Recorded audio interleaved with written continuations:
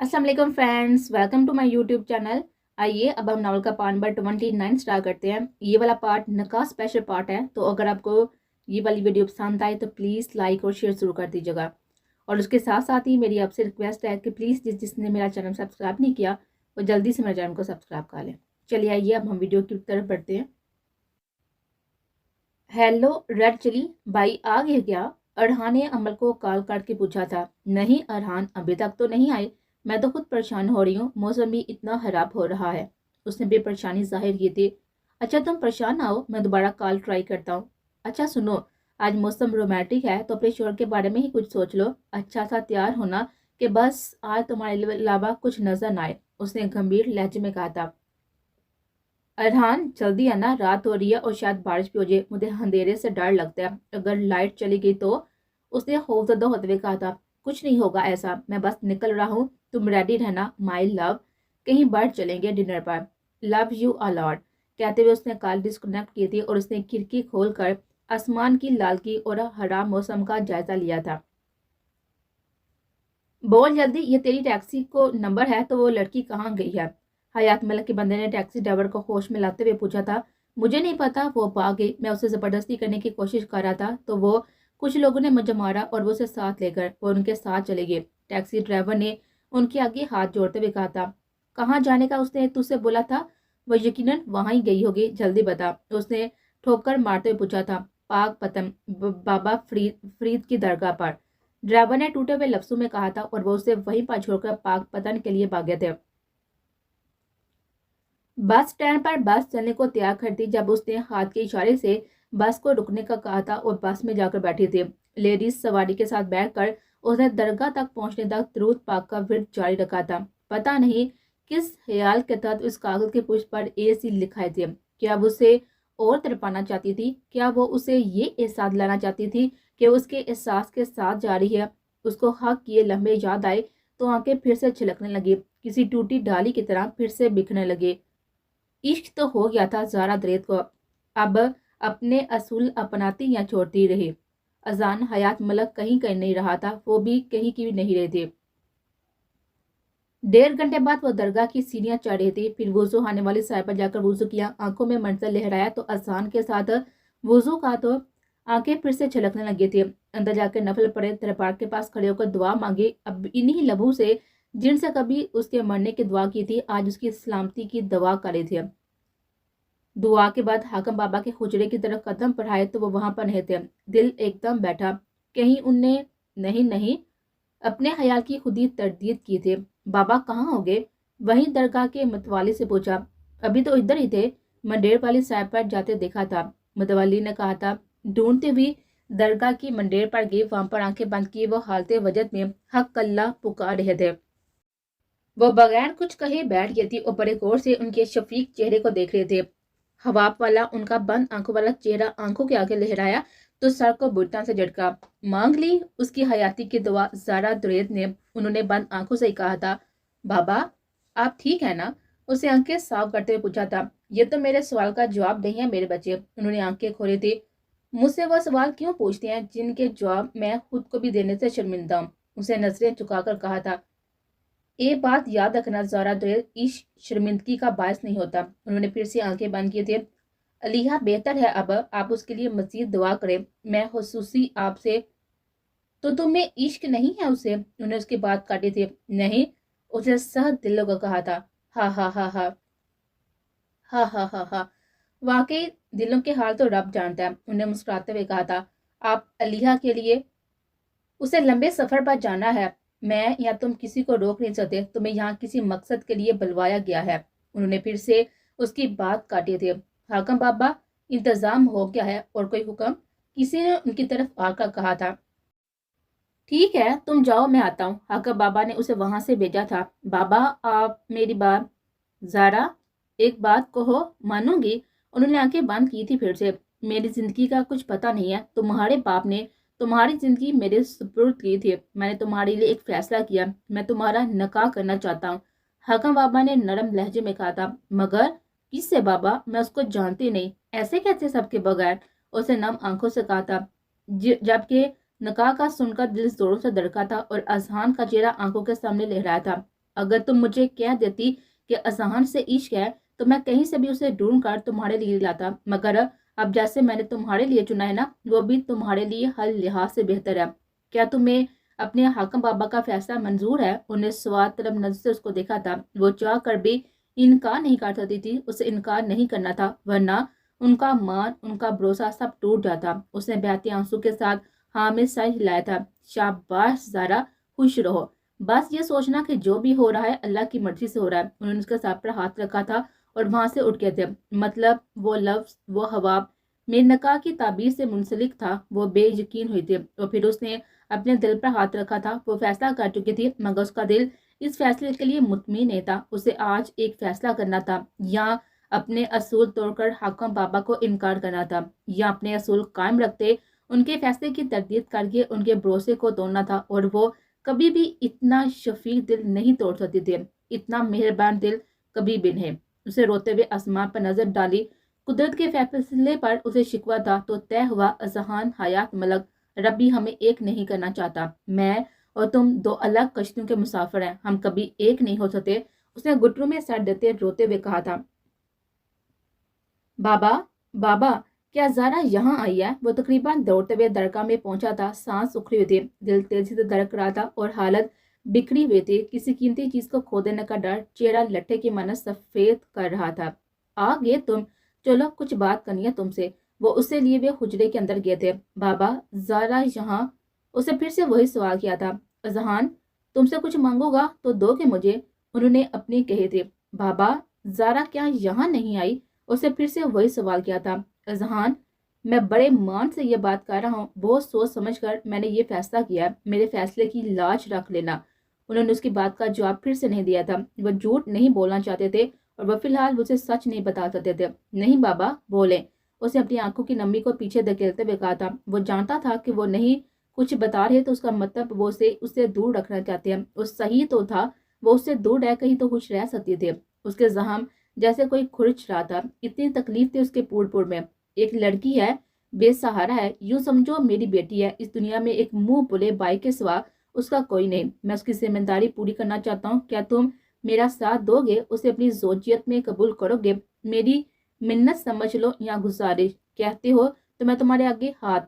نہیں بابا ایسا مت کہے، آپ رہنما ہیں میرے، اگر تقدیر نے قسمت میں یہی لکھا ہے تو مجھے منظور ہے، بتائیں کب کرنا ہے نکاح؟ اسے نہ چاہتے ہوئے بھی وہ سب کچھ کہا تھا جو نہیں کہنا چاہتا تھا۔ بہت شکریہ بیٹا، خدا تمہیں اجر دے گا۔ انہوں نے اس کا ہاتھ پکڑ کر چوما تھا جس کا دل خون کے آنسو رو رہا تھا۔ بابا میں زارا سے عشق، اس نے کچھ کہنا چاہتا۔ بیٹا یاد رکھنا، جدائی وقتی ہے اور ملن دائمی۔ آج ہو میرے پیچھے نکاح کا انتظام کب کا ہو چکا ہے۔ اس کو کہتے بائک کی جانب بڑھے تھے۔ جدائی وقتی تو کیا وہ سورہ آنچل، وہ حاکم بابا کے الفاظ، میرے حواب، وہ اس نکاح سے مشروط تھے؟ اس نے لمبے لمبے سانس لیتے بہتی آنکھوں سے خود کو نارمل کرنے کی کوشش کی تھی۔ جدائی کا وقت آ چکا ہے، اذان حیات ملک، کہتے ہوئے وہ حاکم بابا کے پیچھے گیا تھا اور لڑکھڑاتے قدموں کے ساتھ ٹھنڈی ہوا کا جھونکا اس کے جسم میں گھس کر اس کے جسم کو لرزا گیا تھا۔ ان کے پیچھے چلتے وہ دربار کی سیڑھیوں کے سامنے والے احاطے والی مسجد میں پہنچا تھا۔ حق نواز بھی اس کی تلقین میں اس کے پیچھے چل رہا تھا۔ کیا ہوا چھوٹے ملک صاحب، کچھ پتا چلا؟ حق نواز نے پوچھا تھا اس کی سرخ آنکھوں اور پہلے سے زیادہ بکھری رنگت دے کر۔ تو کہہ رہا تھا حق نواز، میرے سہرے کے پھول تجھے دیکھنے ہیں تو آ جا دیکھ لے، لیکن اس بار میری شدت سے خواہش ہے کہ میرا دل بند ہو تو میں دوبارہ کبھی آنکھیں نہ کھول سکوں، مر جاؤں، مگر میری تجھے وصیت ہے، میرا چہرہ زارا کو دکھائے بغیر مجھے مت دفنانا۔ اسے روتے ہوئے التجا کی تھی اور حق نواز سے اور اس کا جواب سنے بغیر حاکم بابا کے پاس پہنچا تھا۔ شروع کریں مولوی صاحب۔ مولوی نے قرآنی آیات پڑھ کر نکاح شروع کیا تھا۔ آج نہ تو اذان حیات ملک کا دل بند ہو رہا تھا اور نہ ہی اس کے جسم میں لرزہ طاری ہوا تھا اور نہ ہی وہ پسینے سے شٹبو ہوا تھا۔ آج اس کے دل کو کیا ہو گیا، یہ بند کیوں نہیں ہو رہا؟ اسے زیر لب کہا تھا۔ اذان حیات ملک، کیا آپ کو زارا ترت اپنے نکاح میں قبول ہے؟ مولوی نے پوچھا تھا۔ اسے لگا شاید اس کے کانوں نے کچھ غلط سن لیا۔ مولوی نے دوسری بار پھر پوچھا تھا، وہی لفظ، اس کا جسم کانپا تھا، بے یقینی سے اس نے حاکم بابا کی طرف دیکھا تھا تو انہوں نے لبوں پر ہلکی سی مسکراہٹ سجائے اس کی طرف دیکھتے ہوئے سر ہاں میں ہلایا تھا اور اس نے تینوں بار قبول ہے کہتے ہوئے پیپر پر سائن کیے تھے کامتے ہاتھوں کے ساتھ۔ کیا اس کا رب اس پر اتنا مہربان تھا کہ اسے چن لیا گیا تھا؟ اس کی پکار پر اس کے رب نے اس کی سن لی تھی، کن کہہ دیا تھا۔ کیا وہ مان گئی ہوگی؟ اس کا دل یہ سوچتے کسی بے لگام گھوڑے کی طرح دوڑ رہا تھا۔ میں اس کا سامنا کیسے کروں گا؟ اس نے درکنوں کی بے ترتیبوں کو سنبھالنے کی کوشش کرتے سوچا تھا۔ مجھے پہلے سجدہ شکر ادا کرنا ہے۔ وہ وضو کرنے گیا تھا، جسم اس کا اب بھی کانپ رہا تھا۔ اسے یقین نہیں آ رہا تھا کہ اس کی یہ ریاضت قبول ہو گئی تھی۔ زارا دریت، کیا آپ کو اذان حیات ملک اپنے نکاح میں قبول ہے؟ سرہ آنچل اوڑے وہ بیٹھی ہوئی تھی جب مولوی نے پوچھا تھا۔ بے یقینی سے حاکم بابا کو دیکھا، پھر آس پاس موجود باقی لوگوں کو۔ اس ٹائم حاکم بابا کی عزت اس کے ہاتھ میں تھی۔ اسے اپنے اصول ہر حال میں توڑنے تھے۔ گویا ہاں میں سر ہلایا اور تینوں بار قبول کہہ کر اپنے تمام حقوق اذان حیات ملک کے نام لکھے تھے اس نے۔ میرا انتظار کرنا، میں آتا ہوں۔ حاکم بابا اس کے سر پر پیار دیتے وہاں سے چلے گئے تھے۔ اس کا دم گھٹ رہا تھا۔ حجرے سے نکل کر باہر آئی تھی تازہ ہوا میں سانس لینے۔ یہ کیا بابا آپ نے؟ میں عشق کرتی تھی اسے، بے حد عشق، مگر اس کے ساتھ زندگی گزارنا کبھی نہیں۔ نہیں، ایسا ممکن نہیں ہے۔ میں کیسے سامنا کروں گی اس انسان کا ساری زندگی؟ وہ زخم ہر بار اسے دیکھنے سے ہرے ہوں گے جو اس نے مجھے دیے تھے۔ میں سب کو کیا منہ دکھاؤں گی؟ سبحان کیا سوچے گا؟ میں اسے نکاح کرنے کے لیے وہاں گئے تھے، آپ نے سب خراب کر دیا بابا۔ میں اس کی نہ ہو کر بھی اس کی ہمیشہ رہنا چاہتی تھی۔ کیا کیا میرے مالک؟ یہ کیا ہو گیا ہے؟ وہ لمبے لمبے سانس لیتی بھی ہچکیوں سے رو پڑی تھی۔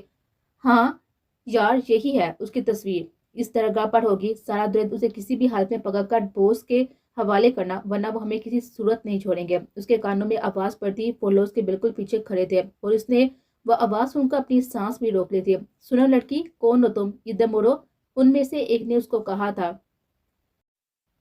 یا اللہ، یہ کون لوگ ہیں؟ آپ کہیں یہ اذہان نے ہی تو ہائر نہیں کیے کہ میں بھاگ نہ جاؤں؟ اسے سوچا تھا اور پھر شدت سے نفرت ہوئی تھی اسے۔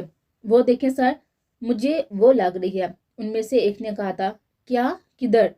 ان کا دھیان بھٹکا تھا اور وہ چپ کر کے درگاہ کی پچھلی سائڈ کی طرف پہنچے تھے۔ بچپن سے وہاں پر آ تھی، درگاہ کے ہر راستے کا اسے پتا تھا۔ پچھلی سائڈ سے ہوتی ہوئی حاکم بابا کے حجرے کی طرف گئی تھی۔ وہ اندر نہیں تھے، سامنے ٹیبل سے پین اور کاغذ اٹھایا تھا۔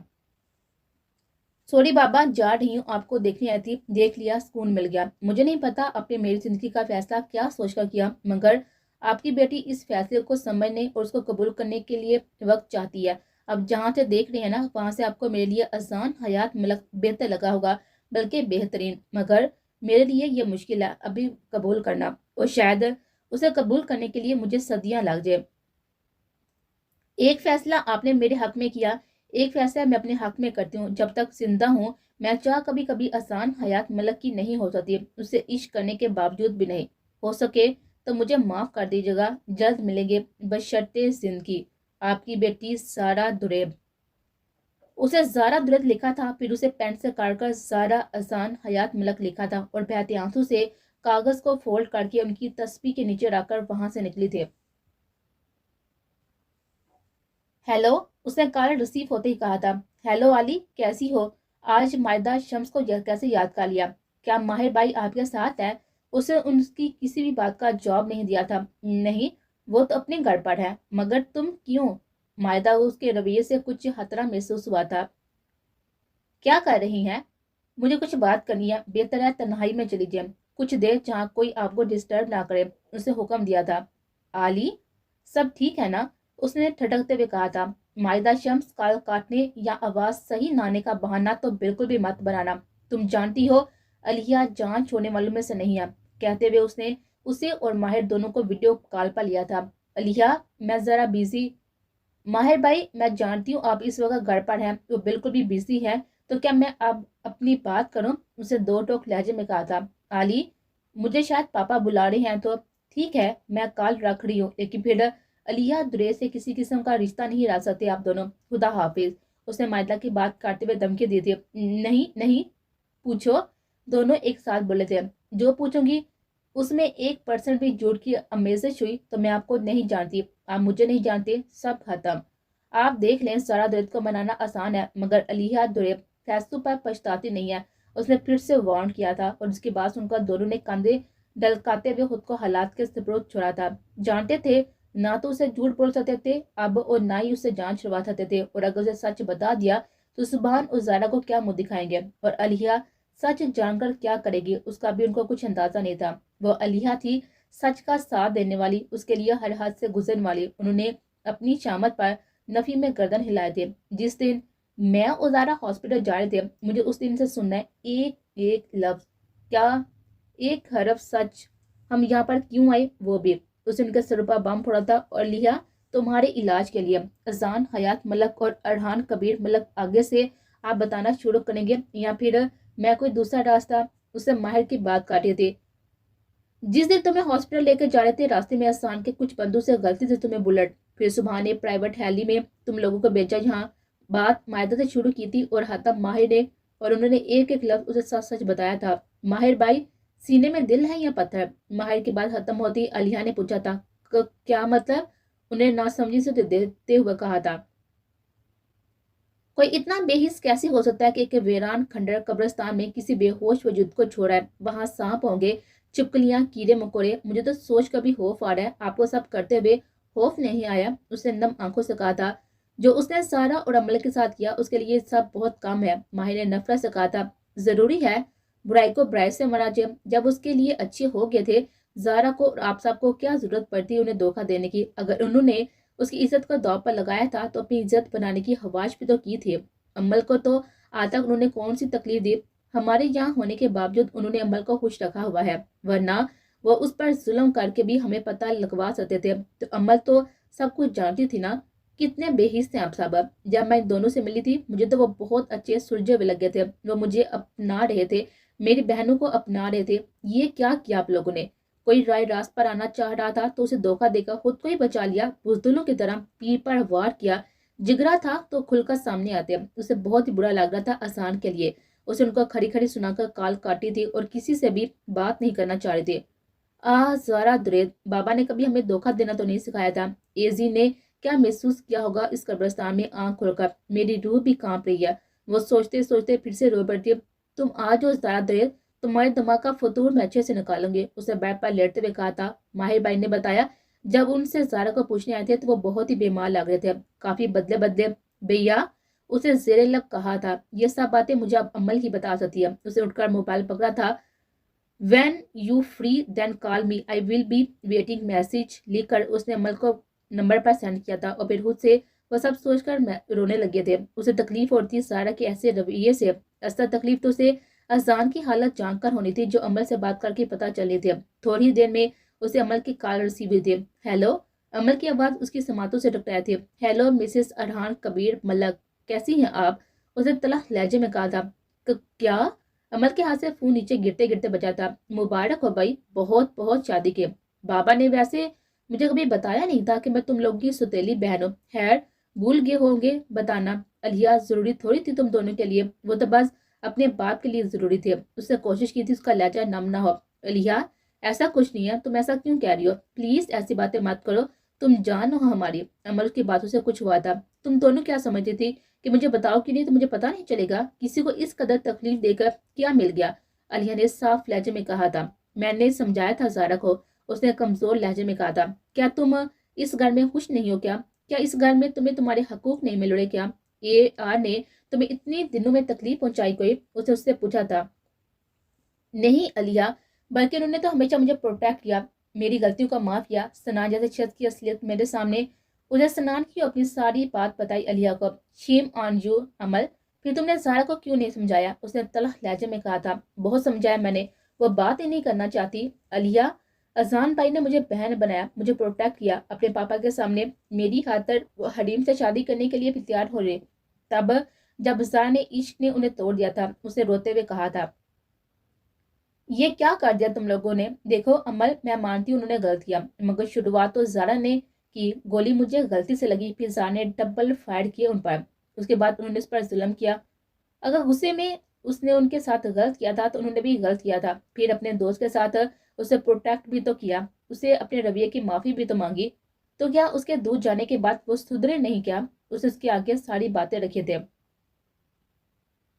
علیہ وہ بدل گئے ہیں کافی. زارا سے عشق نے انہیں بدل دیا. وہ تو پہلے والے اذان رہے نہیں. تم دیکھو تو تمہیں ان کی حالت دیکھ کر رونا آ جائے. تمہیں پتا جب وہ قبرستان سے آئے تھے ارحان کے ساتھ اس نے اذان کے قبرستان آنے سے لے کر کل تک کی ساری سچویشن بتائی تھی علیہ کو.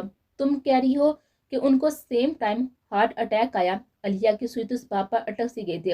ہاں میں نے جو بھی تمہیں بتایا وہ سب سچ ہے علیہ. میں انہیں دل سے بھائی مان چکی ہوں. کبھی کبھی مجھے ہوتا ہے کہ میں نے زارا کا نام بتا کر بہت غلطی کر دی ہوں، انہیں تڑپا رہی ہوں، مگر جب میں حیات ملک کو دیکھتی ہوں، ان کے رویے کو، تو میری ہمت ہی نہیں پڑتی۔ جو باتیں میں ان کی برداشت کرتی ہوں نا، میں کبھی نہیں چاہوں گی کہ زارا بھی وہ سب برداشت کرے۔ اسے نم آواز میں کہا تھا،